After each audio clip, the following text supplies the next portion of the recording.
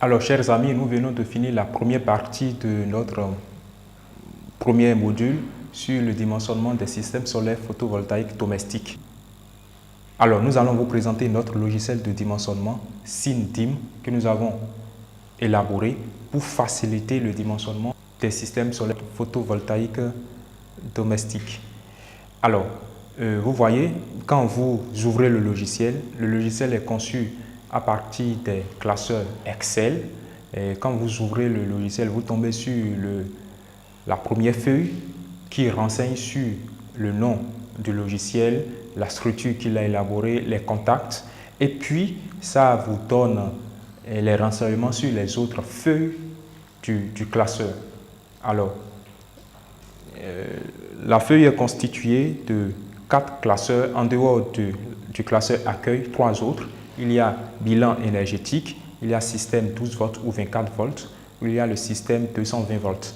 Et vous allez avoir les renseignements sur les différentes feuilles du classeur. Par exemple, bilan énergétique permet d'évaluer la consommation journalière. Système 12 volts permet de déterminer, de dimensionner le système sur le continu 12 volts ou 24 volts. Et le système 220 volts vous permet d'évaluer, de dimensionner les éléments du système sur le 220 volts. Alors, nous allons rentrer dans le bilan énergétique. Ceci est constitué des tableaux, tels que vous le voyez, des tableaux que nous allons apprendre à remplir. Voilà. Alors, lorsque vous voyez de plus près, vous allez constater que cette fiche ressemble un peu à la fiche de dimensionnement que nous avons vue dans la présentation des étapes précédemment. Cette fiche est appelée estimation de la consommation par jour. Donc, c'est constitué du nom, le nom de la pièce, matériel utilisé, puissance unitaire, nombre, coefficient de démarrage, coefficient d'utilisation, puissance nominale totale, puissance nominale foisonnée, puissance de démarreur maximale, heure d'usage par jour, énergie totale. Alors, nous allons voir également le tableau qui est à côté. C'est un tableau qui renseigne sur le nombre d'heures de fonctionnement du groupe de matériel. Ça part de 6 heures. Ici, c'est de 0 heure à 6 heures, de 6 heures à 7 heures jusqu'à 24 heures. Ça voudra dire que ça part de 6 heures à 24 heures. Et de l'autre côté, c'est un tableau pour analyser la période d'utilisation de la consommation dans une journée. En fait, ceci renseigne sur la puissance consommée par période, c'est-à-dire de 0 à 6 heures, ça donne quelle puissance? Ça va être calculé ici, ça sera calculé là, de cette tranche, ainsi de suite.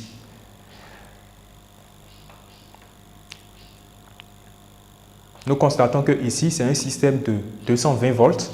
Lorsque nous irons en bas, c'est la même chose qui est représentée, mais seulement que c'est un système de 12 volts ou de 24 volts.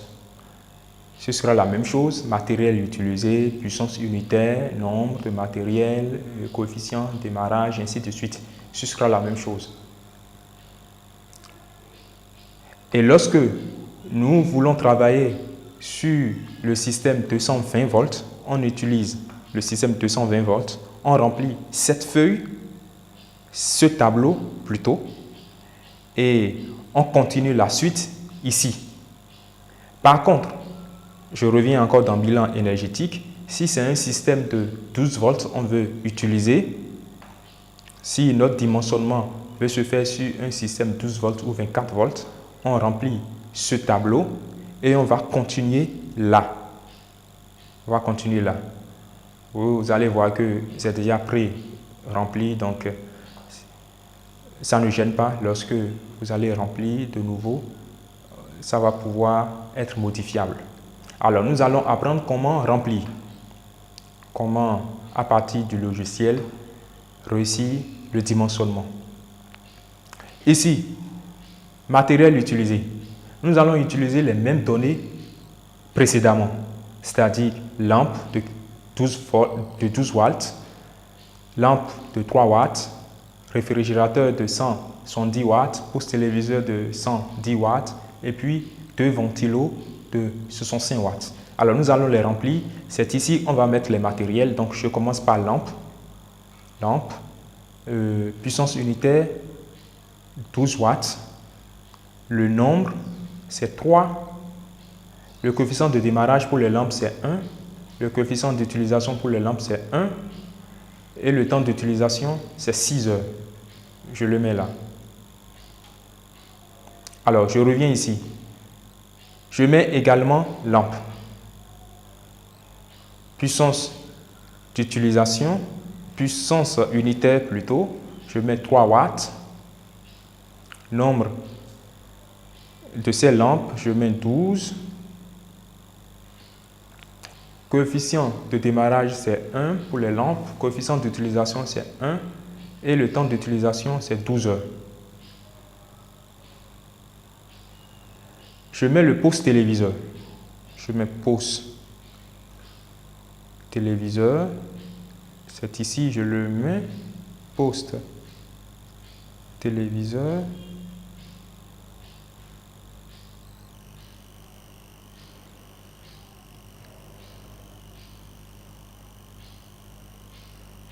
Poste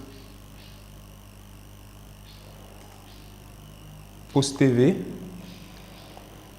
La puissance unitaire, c'est 110 watts. Le nombre, c'est 1. Le coefficient de démarrage, c'est 1. Le coefficient d'utilisation, c'est 1. Et le temps d'utilisation, c'est 8 heures. Et ça me calcule en même temps. Vous voyez, ça me calcule en même temps l'énergie totale. Ça donne 880 Wh pour le poste téléviseur. Ici, ça me donne 432 Wh pour les lampes de 3 watts. Alors, si vous voyez bien, ça calcule en même temps automatiquement l'énergie du poste téléviseur qui est de 880 Wh. Celle des lampes de 3 watts a donné 432. Celle des lampes de 12 watts donne 216. Ça a calculé également la puissance nominale des lampes qui est là, que vous voyez. La puissance nominale foisonnée qui est là, que vous voyez également. La puissance de démarrage maxi des lampes, des 2 lampes et du poste téléviseur qui est là. Alors, je continue et je mets le réfrigérateur. Je mets le réfrigérateur. Le réfrigérateur.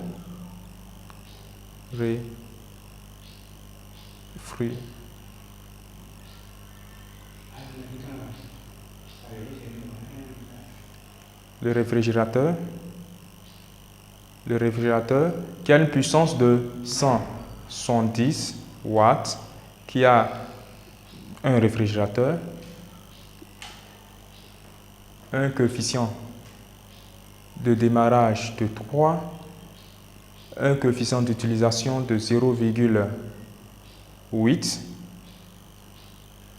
et un temps de fonctionnement de 24 heures que je remplis là. Et ça me donne directement l'énergie là et les autres qui sont là, que vous voyez déjà. Il y a le ventilateur. Le ventilateur.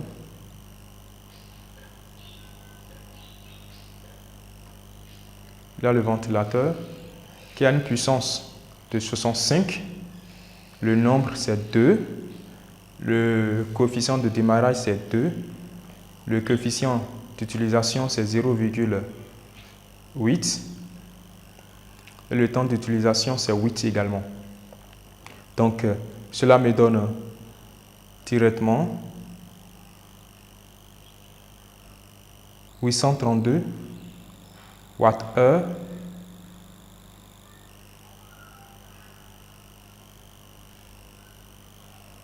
Cela me donne 832 Wh. Et l'énergie totale des récepteurs, c'est ça qui est là, qui donne 5624 Wh. Et c'est ça qui est mis là qui se retrouve également ici. L'énergie utile par jour, 5624 Wh.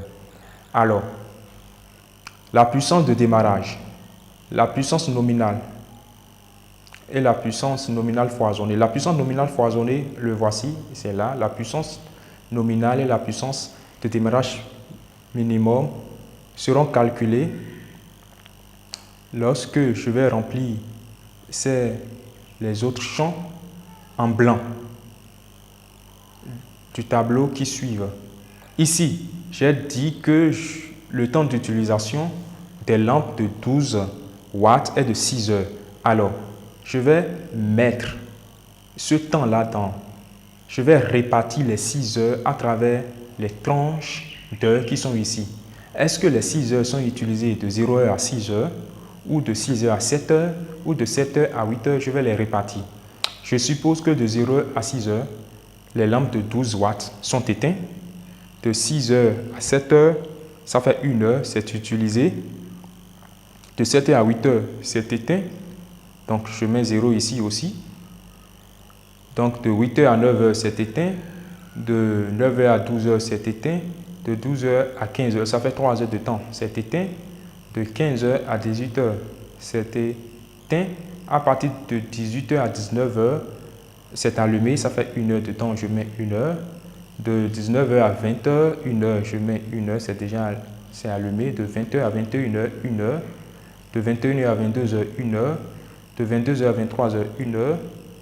De 23 heures à 0 heure, 1 heure. Au total, ça fait 7 heures. En réalité, c'est 6 heures. Donc, je diminue. Je suppose que à partir de 23 heures, la lampe n'est plus allumée. Donc, ça me fait les 6 heures. 6 heures de temps. Ça doit faire 6 heures ici, en réalité. Ces 6 heures doivent se retrouver également ici. Alors, ici, pour les lampes de 3 watts, c'est 12 heures de temps d'utilisation. Alors, je suppose que lorsqu'on l'allume, ça reste allumé. Lorsqu'on l'allume vers 18 heures, ça reste allumé jusqu'au petit matin.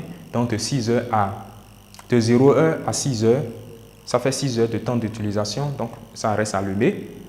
De 6 heures à 7 heures, 1 heure, c'est toujours allumé. Ici, c'est éteint.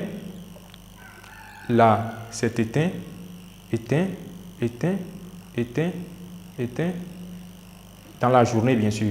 Éteint, éteint. À partir de 19 heures, à partir de 18 heures, c'est allumé. 19 heures, c'est allumé. 20 heures à 21 heures, c'est allumé. 21 heures à 22 heures, c'est allumé. 22 heures à 23 heures, c'est allumé. Ici aussi, c'est allumé, mais ça donne 13 heures. Je suppose que à partir de 6 heures à 7 heures, c'était éteint. Donc, ça me donne également mes 12 heures. Je reviens sur le poste téléviseur. Le poste téléviseur est utilisé la nuit, par exemple, à partir de 18 heures. Donc, de 18 heures à 19 heures, c'est 1 heure de temps. Je mets 1 heure là, 1 heure ici, 1 heure là, 1 heure là, 1 heure là, et 1 heure là, ça fait 6 heures. Donc, il me reste 2 heures de temps. Les 2 heures, je suppose que c'est dans la matinée, lorsqu'il se réveille, qu'il l'utilise. Donc, ça fait 1 heure ici et 1 heure là. Donc, ça me fait les 8 heures de temps. Les autres font 0, 0. Donc, je remplis tous les autres champs de 0, 0, 0. 0, 0, 0, 0 à côté. Et 0. Alors, le réfrigérateur, sans aucun doute, c'est fonctionnel 24 heures sur 24. Donc, je mets 6 heures là. Je mets 1 heure ici. 1 heure là. 1 heure là. Ici, c'est de 9 heures à 12 heures. Donc, je mets 3 heures. Ici aussi 3 heures. Ici aussi 3 heures. Ici aussi. Ici, c'est 1 heure de 18 heures à 19 heures. Ici, 18 heures à 19 heures. Donc, ça fait 1 heure. Ici également 1 heure. De 19 heures à 20 heures, 1 heure. 1 heure. 1 heure. 1 heure. Et 1 heure. Ce qui me donne mes 24 heures qui sont là. Alors, pour le ventilo ou les ventilos, je suppose que c'est utilisé la nuit. Donc, je mets 6 heures là. Donc, il va me rester 2 heures. Les 2 heures, je le mets de 20 heures à 21 heures et je mets 1 heure plutôt, de 20 heures à 21 heures et de 21 heures à 22 heures. Ça me fait les 8 heures. Les autres, je mets 0. Je remplis les autres champs de 0, 0. 0, 0. 0. 0. 0, 0. 0. 0. Et voilà, je viens de remplir ceci et les données sont calculées automatiquement de ce côté. Automatiquement de ce côté. C'est calculé automatiquement. Ça voudra dire que quoi? Que c'est la puissance consommée qui est calculée ici de 6 heures, de 0 heure à 6 heures. Les récepteurs qui fonctionnent ont une puissance de 652 watts. Ici, 554 watts. Ici, 518. Ici, 408, 408, 408, 590, 590, 798, 798, 590 et 700 et 554. Ce dimensionnement nous permet de choisir le convertisseur de charge qu'il faut. Vous voyez très bien que à ce niveau, que la puissance la plus élevée qu'on utilise en un temps de données doit être de 798. Donc le convertisseur doit être supérieur à 798. Sinon, en ce moment précis, lorsque ces équipements vont tous être fonctionnels de 20 heures à 21 heures, il aura problème. Si on utilise un convertisseur qui a eu une puissance moins que celle-là. Alors, qu'est-ce que nous constatons? Nous constatons que ça a changé ici. Voilà, la puissance de démarrage maximale, 798, qui est là. Et la puissance de démarrage minimale, c'est encore 798, qui est là. Donc voilà les renseignements. C'est un système de 220 volts. L'énergie à produire par jour, c'est de 5624 Wh par jour. La puissance maximale de démarrage, ça concerne l'onduleur, c'est de 798. Minimale, c'est de 798 également. Ça peut changer. C'est l'exemple qu'on a pris ici qui a fait que les deux puissances sont les mêmes. Alors, puissance nominale, c'est de 798 également. Et la puissance nominale foisonnée est de 422. Alors, lorsque nous finissons de remplir ces trois tableaux, puisque nous sommes dans le système 220, nous allons choisir ceci, le système 220. Nous irons là. Nous allons constater quoi? Que ici, automatiquement, la puissance Watt-crête est apparue. La puissance Watt-crête est apparue et qui donne 2060 Watt-crête, qui est là. 2060 Watt-crête. Alors, nous allons voir progressivement comment remplir ce champ. Nous voyons d'abord l'irradiation solaire journalière. Je peux maintenir les 4,2 ou je peux changer. Nous avons eu l'habitude de prendre 3,9, donc je mets toujours 3,9 comme l'irradiation solaire. Je mets 3,9. Vous voyez que la puissance change et vient. La puissance change. Je reviens dans le système 220. La puissance change et vient à 2219. Alors, à partir de cette puissance, on choisit la tension du système qui est là. Nous avons appris que lorsque cette puissance est inférieure à 800, il est préférable de choisir 12 volts. Lorsque cette puissance est supérieure ou est entre 800 et 2000, il est préférable de choisir 24 volts. Mais lorsqu'elle est supérieure à 2000, il faut choisir automatiquement 48 volts. Ici, on est au-delà de 200 Watt-crête. Donc, je vais choisir 48 volts. Donc, je choisis 48 volts qui est là.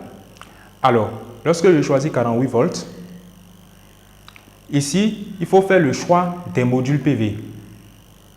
je connais la puissance de mon champ. Maintenant, c'est à moi de choisir le module PV que je veux utiliser. Est-ce un module PV de 50 watts crête? Est-ce de 100 watts crête? Est-ce de 120 watts crête? Est-ce de 130 watts crête? 150, ainsi de suite. Je préfère un module de 150 watts crête, je le prends. Je sais qu'un module de 150 watts crête a une tension nominale de 12. Je rappelle que les modules inférieurs à 200 watts crête ont une tension nominale de 12 volts et les modules PV supérieurs ou égales à 200 watts crête ont une tension nominale de 24 volts. Donc ici, systématiquement, on prend 12 volts. Alors, la tension de court-circuit. Le module que j'ai choisi a une tension de court-circuit de 9,9. Je le mets et je continue. La tension du circuit ouvert. La tension du circuit ouvert pour le module que j'ai choisi est de 22,4. Je le mets et je continue. La classe de mon module, 0 si le module est de classe A ou 1 si le module est de classe B. Mais si on ne met rien sur la fiche technique du module, je choisis 0. Si on ne met rien, je choisis 0. Classe A. C'est important pour le dimensionnement du parafoudre. Alors la tension maximale du système. Cette tension maximale est de 1000 volts de façon générale. On le met sur les modules également. Sur la fiche technique des modules, c'est de 1000 volts. Je le mets. Alors, mon système me calcule automatiquement le nombre de modules PV qu'il me faut. Il m'a calculé, il m'a dit que j'ai besoin de 16 modules PV. Il m'a donné le nombre de modules PV en série qui est de 4 et le nombre de modules de PV en parallèle qui est de 4 également que j'ai mis. Voilà. Je continue. Je viens de dimensionner le nombre de... Je viens de dimensionner mon champ PV. Je connais le nombre de modules, je connais le nombre de modules en série et le nombre de modules en parallèle. Alors, nous venons de finir le dimensionnement du module PV. Alors, nous allons continuer avec le dimensionnement du régulateur. La première des choses à voir, c'est de choisir le nombre de régulateurs qu'on veut utiliser. Il est possible d'utiliser autant de régulateurs qu'on veut. Mais nous, on va choisir un. Vous voyez la liste. On va choisir un régulateur. Ici, il faut faire le choix entre 0 et 1. La question est de savoir si on veut augmenter le champ plus tard, le champ du module PV. Si oui, on choisit 1, si non, on choisit 0. Je choisis 0 parce que je n'ai pas envie d'augmenter le champ plus tard. Donc, je maintiens le 0 qui est là. Alors, lorsqu'on renseigne ces deux éléments déjà, avec les informations des panneaux qui sont en haut, ça me calcule automatiquement la tension maximale de circuit ouvert du champ PV qui donne 102,144 volts. Ça me calcule également le courant nominal du régulateur qui est de 39,6 ampères. Ça me calcule le courant maximal de court-circuit du champ PV qui doit être inférieur à 39,6 ampères. Ça me calcule la tension du système qui est de 48 volts. Et voilà, ça me calcule également la puissance maximale du champ PV qui est de 2219 watts. Tous ces renseignements sont inscrits sur un régulateur. Donc, ça va nous permettre d'identifier et de choisir le régulateur. Le régulateur qu'il nous faut ici est un régulateur qui a pour tension de sortie 48 volts et qui a pour courant, ceci, 39,6 au minimum. Donc, un régulateur de 40 pourrait marcher avec une tension de sortie de 48 volts qui a la possibilité d'accepter un champ photovoltaïque de 2219 watts et qui a pour tension de circuit ouvert égale à 102,144 volts. Alors, après le choix du régulateur de charge, nous allons choisir les batteries, les accumulateurs. Et avant, il faut calculer la capacité du pack batterie. Et pour le faire, il faut renseigner ces données-là qui sont en blanc, bien évidemment, le nombre de jours d'autonomie. Je prends 3. De façon idéale, il faut prendre 3. Mais à cause du coût que cela, le coût supplémentaire que cela donne au système, moi je prends généralement 2 pour la pratique 2. Et j'explique cela au client et il le sait d'avance. Alors, si nous prenons 2 ou 3, je prends 2 par exemple, je prends 2, on va voir ce que ça va donner. La profondeur de décharge de la batterie, je prends 0,65. Le rendement de l'onduleur, je suppose que mon onduleur est un onduleur de très meilleure qualité et son rendement est de 0,9. Donc je le prends. Ça me calcule automatiquement la capacité de mon pack batterie qui est de 500,11 watts heure. Voilà la capacité de mon champ, la capacité de mon pack batterie plutôt. Alors lorsque je connais cette capacité, il me revient de choisir les caractéristiques de la batterie que je veux utiliser. Est-ce une batterie de 100 ampères, est-ce une batterie de 200 ampères, de 150 ampères, ainsi de suite. Alors, si je prends par exemple, si je décide par exemple d'utiliser une batterie de 100 ampères qui est là, donc je renseigne 100 ampères là. Donc vous voyez, capacité d'une batterie 100 ampères, donc je la remplis. Une batterie de 100 ampères a une tension assez bonne, de 12. Donc je mets les 12, je mets 12 volts qui est là. Donc ça me calcule automatiquement le nombre de batteries qui est de 20 unités. Donc j'ai 20 batteries, dont 5 sont en parallèle, vous voyez très bien. Donc il y aura 5 rangées de batteries en parallèle et 4 batteries mises en série. Donc, si vous comprenez très bien, j'aurai 4 batteries en série, une fois, 2 fois, 3 fois, 4 fois et 5 fois. Ce qui fait que j'aurai au total 20 batteries. Alors, lorsque je finis le dimensionnement du pack batterie, je continue toujours. Je vais faire le choix de l'onduleur. Alors, pour faire le choix de l'onduleur, d'abord ici, ça me dit automatiquement que c'est un onduleur monophasé. Ça a été dimensionné de cette manière-là. Si c'était un onduleur triphasé, ça m'aurait déjà renseigné en même temps. Donc, ce dont je suis sûr, c'est que je vais utiliser un onduleur monophasé. Alors, le nombre d'onduleurs, c'est à moi de choisir. On peut utiliser 2 onduleurs, 3 onduleurs, autant qu'on veut. Ça dépend du système et de ce qu'on veut du système. Moi, je choisis je maintiens les 1 onduleurs qui sont là. Donc, je maintiens un onduleur. La tension du système, automatiquement, c'est venu. Donc, j'ai besoin d'un onduleur qui a pour tension de système 48 volts. Donc, tension d'entrée, 48 volts. Tension de sortie, 220 volts. Vous savez très bien que nous sommes dans du 220 volts, qui a une puissance électrique qui doit être supérieure à 798 watts. Si vous vous en souvenez, la puissance totale du démarrage du système, vous voyez, je reviens ici, la puissance totale du démarrage est de 798. C'est ça qui est revenu là, 798. Donc, la puissance de mon onduleur doit être supérieure à ça. Voilà. C'est revenu là, supérieur ou inférieur, donc c'est la même chose.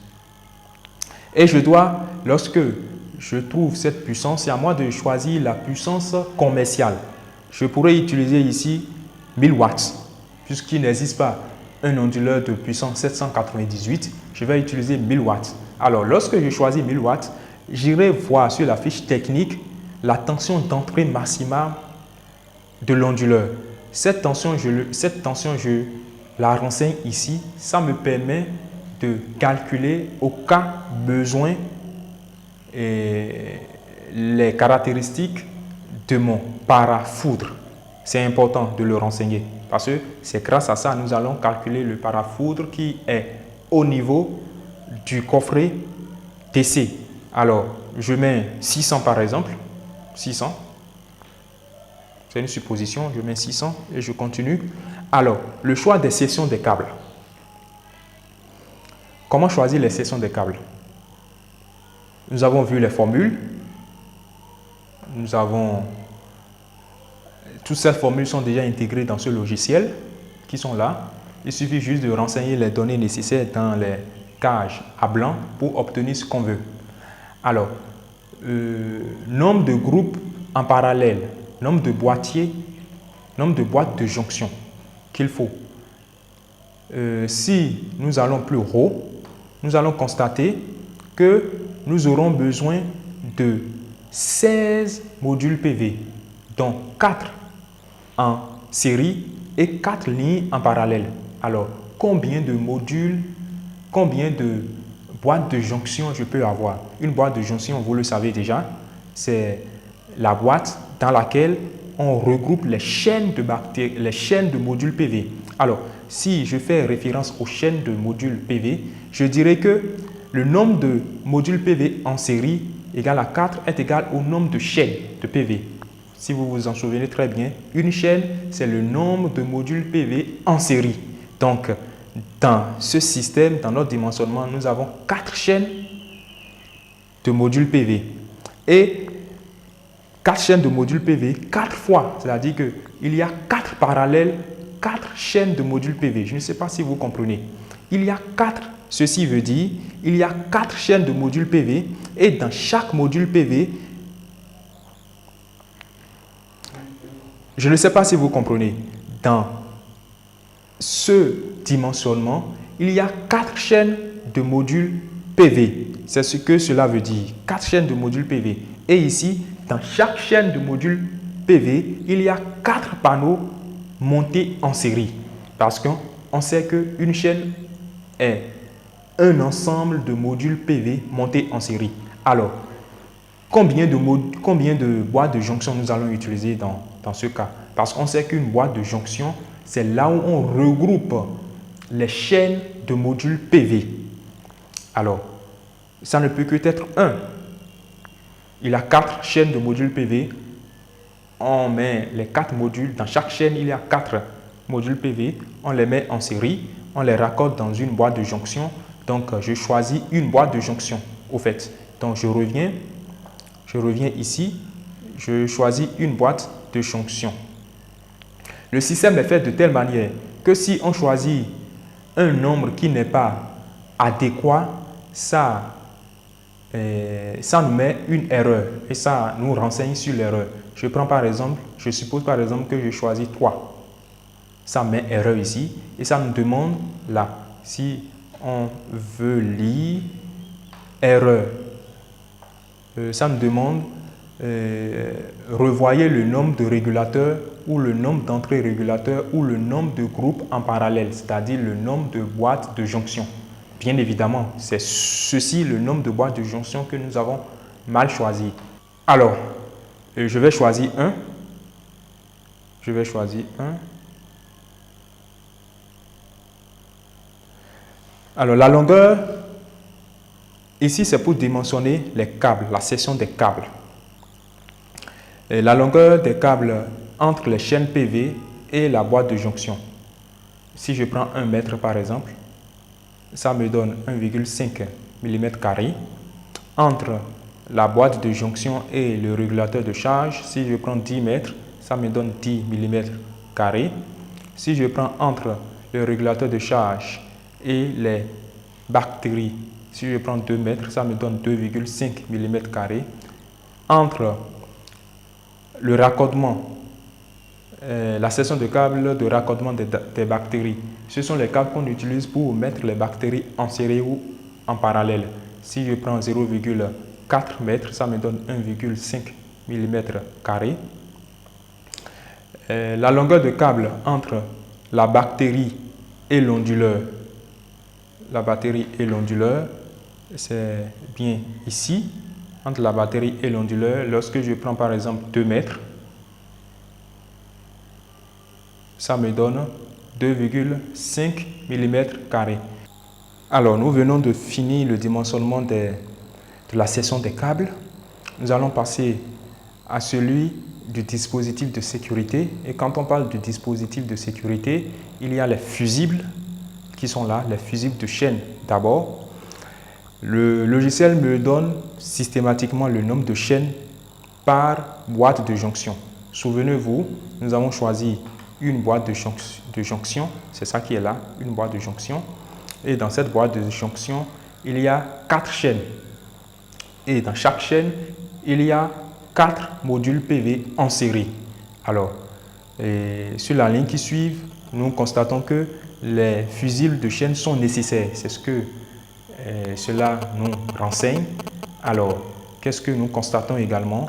Que le nombre de fusibles de chaîne est égal à 8, bien évidemment, puisqu'il y a 4 chaînes et chaque chaîne est constituée de 2 lignes, la bonne positive, 2 bornes plutôt, la borne positive et la borne négative. Et chaque borne doit porter un fusible.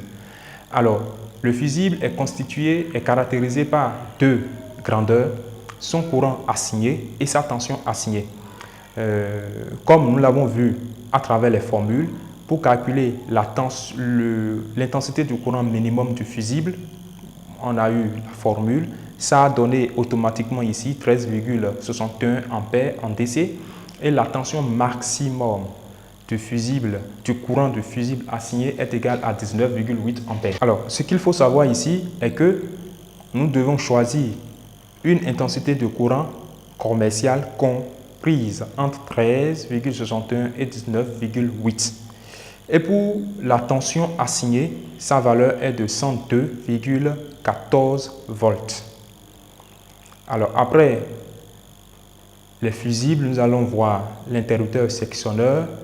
Nous avons vu dans le schéma que l'interrupteur sectionneur est placé après les fusibles de ligne, après les fusibles de chaîne plutôt. Et ici, nous avons une seule boîte de jonction. Donc, après la boîte de jonction, c'est une seule ligne qui sort pour le régulateur de charge. Alors, nous aurons besoin d'un seul interrupteur sectionneur bipolaire qui peut prendre la borne positive et la borne négative.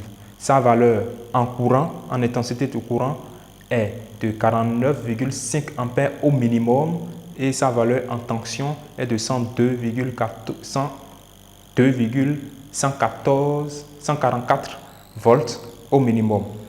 Après l'interrupteur sectionneur, nous allons voir si c'est possible de mettre ou si c'est nécessaire de mettre un parafoudre. Là, quand je vois parafoudre contre la surtension, ça me met parafoudre obligatoire. Donc, avant que cela ne s'affiche, il faut choisir le type de local sur lequel nous sommes en train de faire l'installation photovoltaïque. Et étant donné que nous voulons faire une installation domestique, alors je choisis le 1 qui est un local d'habitation individuelle. Si c'était un centre de production au sol, je prendrai 2. Et en même temps, la longueur critique change ici. Et si c'était un bâtiment tertiaire, je prends 3 ici. Et ça change en même temps. La longueur critique change en même temps. Là, ce qu'on a vu dans la présentation plus haut. Alors, puisque nous sommes dans une habitation individuelle, je choisirai 1. Et pour la densité de foudroiement NG du milieu, au Bénin, cette densité est de 10. Cette densité également compte énormément dans le calcul de cette longueur. Si je prends par exemple 100, vous voyez, ça devient 1,15. C'est important. Mais cette densité est de 10 au Bénin. Donc je prends 10. Je mets les 10 là. Et ça me donne, cette longueur critique me donne 11,5 mètres. Alors, la protection est obligatoire. Le nombre de parafoudres de type 2 dans la boîte de jonction de groupe est de 1. Dans la boîte de jonction, bien évidemment. et ses caractéristiques. Le parafoudre est caractérisé par son courant nominal de décharge qui est au minimum de 5 kA, le niveau de protection du parafoudre qui doit être inférieur à 6400 volts. Ceci est en fonction de la tension d'entrée, de la tension maximum d'entrée du module PV qu'on a entré ici. Si vous vous souvenez très bien, on a rentré une tension de maximum du système de 1000 volts. Ça en dépend. On a trouvé 6000 et quelques là-bas. Si je mets 500 ici par exemple, ou 500, vous allez voir que ça va varier de l'autre côté. Donc c'est important de mettre cette tension. Donc j'étais ici, vous voyez, c'est devenu, au lieu de 6000, c'est revenu à 4800. Donc après, la tension maximale de régime permanent du parafoudre doit être supérieure ou égale à cette tension. C'est calculé automatiquement. Et la tension de tenue en court-circuit ISCPV doit être supérieure ou égale à 49,5 ampères en DC. Voilà les caractéristiques du parafoudre le parafoudre dans la boîte de jonction. Alors, nous avons également besoin d'un parafoudre au niveau de la boîte du coffret DC. C'est ce que ça a mis. Ça a mis un parafoudre également ici pour le coffret DC. Et ce parafoudre est caractérisé par les informations suivantes. Le courant nominal de charge qui est de 5 kA, le niveau de protection du parafoudre qui est de 3200 volts. Cette tension doit être inférieure, bien évidemment, à 3200 volts. Je rappelle que cette tension est en fonction, les 3200 volts, cette valeur est en fonction de la tension d'entrée maximale de l'onduleur.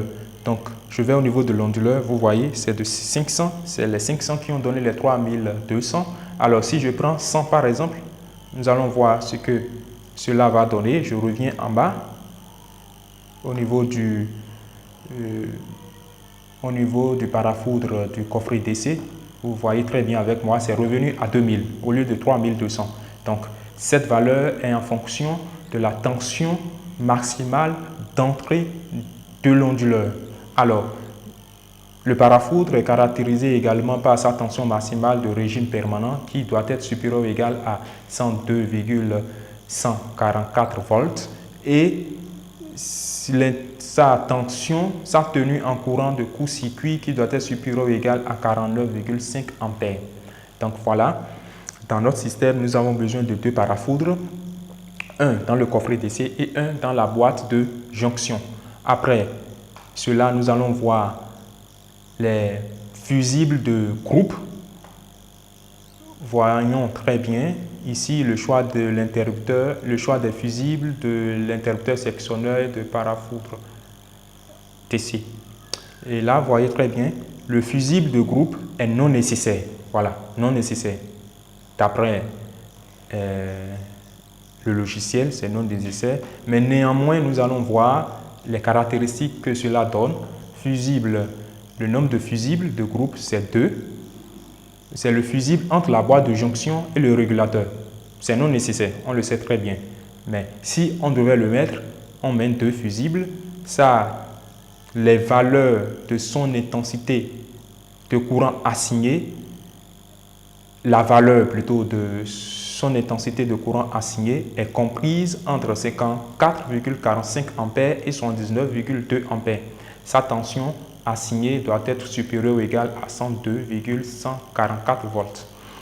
Le fusible entre le régulateur de charge, la batterie et l'onduleur, au nombre de 6, ils auront une intensité de courant comprise entre 54,45 ampères et 119,2 ampères et une tension assignée supérieure à 102,144 volts. Et pour l'interrupteur sectionneur, entre la boîte de jonction et le régulateur, voilà un peu ce que ça donne. Voilà, on a besoin d'un seul. Et son courant assigné doit être supérieur à 49,5 ampères et sa tension assignée doit être supérieure à 107,52 volts. Nous allons continuer. Les caractéristiques de l'interrupteur sectionneur entre le régulateur de charge, la bactérie et entre la bactérie et l'onduleur pour l'isolement. Son nombre est 2. Le nombre de ce type d'interrupteur sectionneur, ça fait 2. Ces caractéristiques sont le courant assigné de l'interrupteur sectionneur a une valeur de 49,5 ampères et sa tension assignée doit être supérieure à 107,52 volts. Alors, qu'est-ce qu'il faut comprendre par là? Pour résumer tout, c'est que le logiciel est fait de la manière à ce qu'on entre les données pour lesquelles nous voulons faire le dimensionnement ici de cette manière-là. On met le matériel, la lampe ou le poste téléviseur ou ainsi de suite, on met sa puissance, on met le nombre, on met le coefficient de démarrage. Vous aurez ce coefficient dans le support physique, le PDF que nous allons vous proposer. On met le coefficient d'utilisation également, vous l'aurez également dans le support PDF et ça calcule automatiquement les choses en rouge là. Vous mettez le temps d'utilisation, ça calcule l'énergie qui est ici. Vous remplissez tel qu'on l'a fait tout à l'heure là, les heures de fonctionnement. Cela permettra de déterminer l'onduleur adéquat pour le système. Alors, lorsque vous finissez de remplir, vous venez ici sur le 220 parce que nous sommes sur le 220 volts. Et là, vous remplissez les autres champs comme irradiation solaire, vous mettez, vous choisissez la tension du système en fonction de la puissance du champ PV qui est là. Vous choisissez le module PV que vous voulez. Moi, j'ai choisi 150 watts crête ici. Vous pouvez choisir 100 watts crête, 130 watts crête, 200 watts crête. Ça dépend de ce que vous voulez. Maintenant, le seul problème est que si par exemple, le champ, la puissance du champ PV est par exemple inférieure à 800 et que la tension de mon système est égale à 12 volts, je ne peux pas choisir un module PV dont la tension du système est égale à 24 volts. C'est-à-dire, je ne peux pas choisir 200 watts crête ici. Si je choisis 200 watts crête ici, alors j'aurai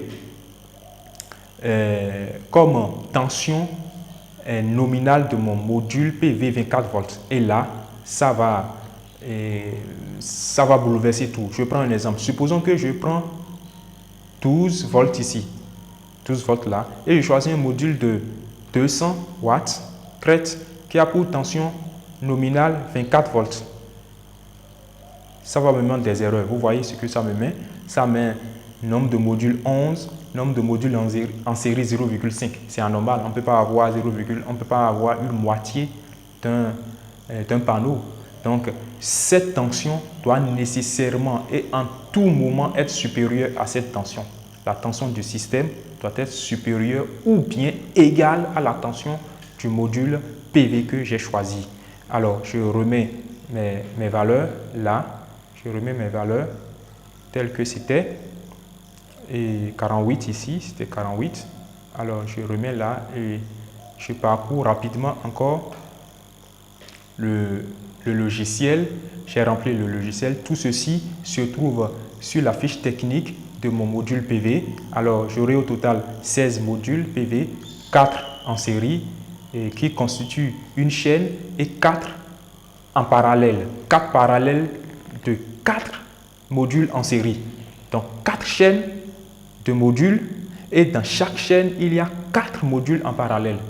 Alors, le régulateur, j'ai mis les données, j'ai choisi un régulateur, j'ai choisi ne pas augmenter le nombre de champs le champ PV plus tard, c'est pourquoi j'ai choisi 0. Alors, ça m'a renseigné les données. Donc, je vais utiliser un régulateur qui a eu une intensité supérieure à 39. Je peux choisir 40 ampères par exemple.